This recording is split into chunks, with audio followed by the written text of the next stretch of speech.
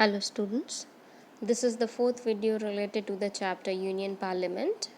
In previous three videos we have already discussed about the organs of the government, functions and powers we were discussing last time, and in that some of the powers and functions we have already discussed, and some we will be discussing it today. So what we have discussed?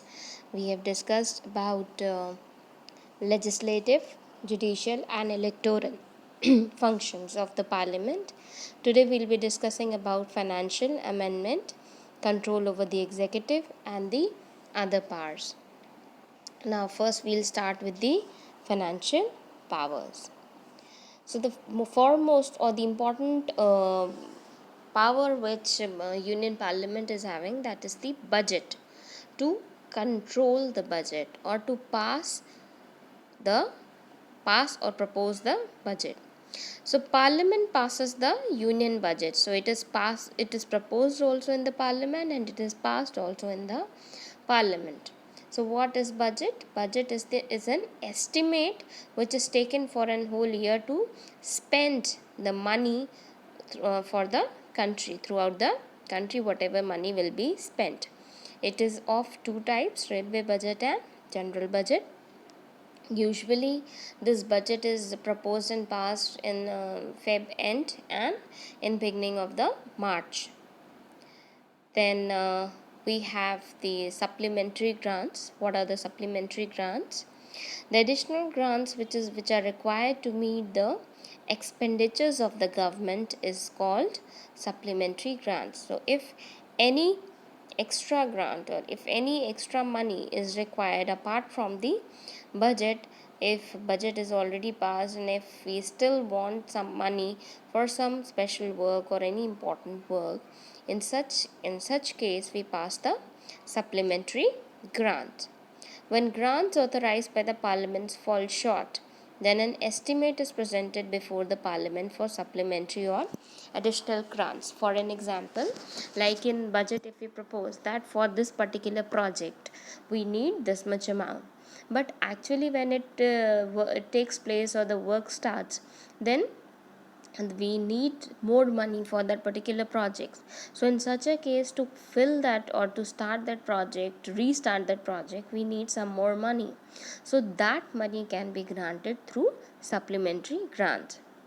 Then vote on account. Vote on account is a special provision which is given to the government to obtain the vote of parliament to withdraw the money when budget for new financial year is not released or the elections are underway. Now if the budget, as I have told you, budget is usually proposed and passed from in Feb end and in beginning of the March. So if in any case the budget could not be passed before the March, because before the ending of the session, and beginning of the session starts from April, 1st of April, the first financial year, actually the financial year in the government starts from 1st of April. So before 1st of April, by any cause, if budget could not be passed and the money is required to run the government, to run the country, in such a case the vote on account is proposed and it is passed to withdraw some money from the, with the permission of the parliament, from the contingency fund of India. Now next point, that is the salaries. The salaries of all the MPs are permitted or granted by the parliament. All the salaries and all the allowances, whatever the perks, additional things are given to the member of parliament, all that is granted by the parliament. Permission for taxes. If we need to impose any tax or if we need to remove any tax, then we need to take the permission from the government, from the parliament. Like we have seen, removal of VAT was there. VAT was a tax, value additional added tax. It was removed and it was replaced by GST. When GST tax was introduced, at that time the majority, it was discussed a lot in the parliament, and with the majority of the people, with the consent of the member of the parliament, the GST tax could be passed and could be applied in the country. It could be used in the country. The next point, that is the control over the executive. How we can keep a control over the executive. Now there are the various ways through which we can control the executives. First is interpellation. Interpellation means asking. So where do we ask and how do we ask, or to whom do we ask? So the first hour of every sitting, so first hour of all the sessions, if you remember, we have discussed there are the 3 sessions, and then in the various sessions we have the sittings, no? So in the first hour of the sitting in the parliament or in both the houses are allotted for asking question and giving answers.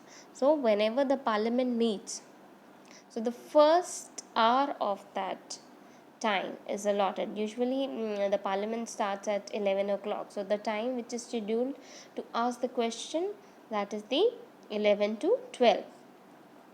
Now the questions are asked to obtain information on matter of public importance. Which type of questions are asked? The questions which are related to the public importance, or which are going to affect the general public. Who asks to whom? The member of the parliament asked to the ruling government.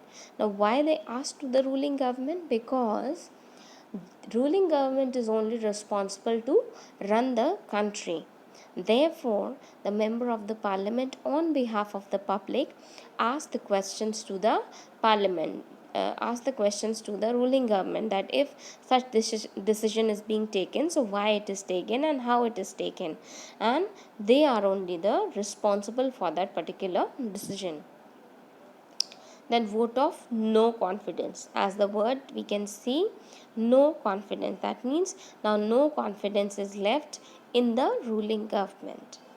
If a government acts against the constitutional provision, it can be voted out of office by passing a vote of no confidence. If we pass the vote of no confidence in the parliament, then the ruling government has to resign. And who will resign? The prime minister will resign from his post along with the cabinet. Why cabinet will resign along with the prime minister? Because prime minister only appoints cabinet those who belong to the ruling government. So therefore, if prime minister has to resign, in such a case the cabinet also has to resign, and this particular ideology is known as the collective responsibility. And such things, when it takes place, if the vote of no confidence motion is passed in the parliament against the government, then all of these people have to resign.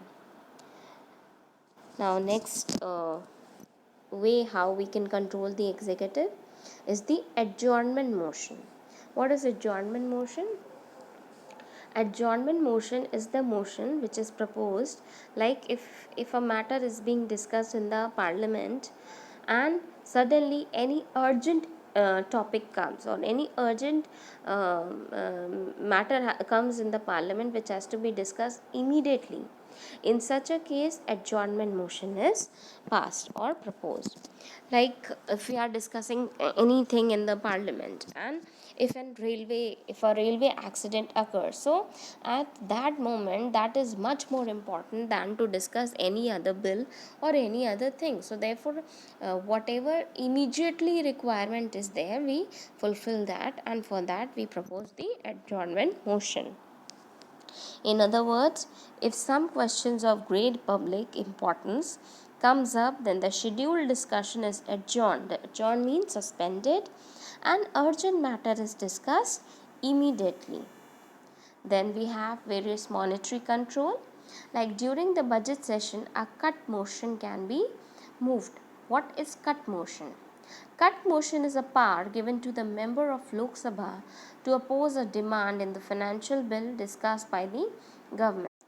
In cut motion, if a budget, as we know, finance minister proposes the budget in the parliament, and if any of the member of the parliament feels that the budget which is being proposed for any particular case or in any particular area is overdue, or is the amount of that particular thing is exceeding its estimate, so in such a case a cut motion can be proposed and the expenditure which is allotted for that particular work can be reduced. So that is done when the budget is being proposed in the parliament. Then there are some other points which I want you all to discuss with you. That is the difference between public bill and private bill.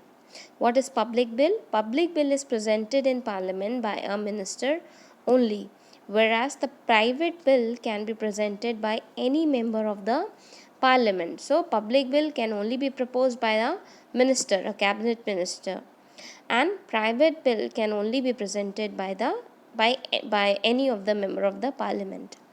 A private bill is just introduced in the legislature by a member of the house, not by the minister of ruling party, whereas in public bill it has to be proposed by the ruling party. Then other point, that is the difference between censure motion and no confidence motion. Censure motion can be moved against individual minister, or members no confidence motion is moved against the entire council of ministers. So if we want to remove one particular minister, then we can propose censure motion, and if we want to remove whole of the cabinet, then we have to propose no confidence motion. There is no impact on the government when a censure motion is passed by the Council of Ministers have to resign, and the government collapses when the no confidence motion is passed. Like, so if censure motion is being passed against a minister, so that will not have any impact on rest of the ministers, those who are there in the parliament. But if vote of no confidence motion is passed, in such a case whole of the cabinet has to resign. So it is going to affect many members, not only particular to one. Now before we discuss the other parts, I want to talk about the amendments, the parts and functions related to the amendments.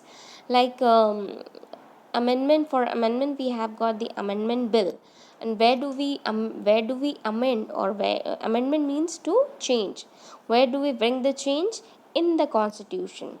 So if any law is made in the constitution which has to be modified or which has to be changed, so that can be discussed through the amendment bill which could be passed in the parliament.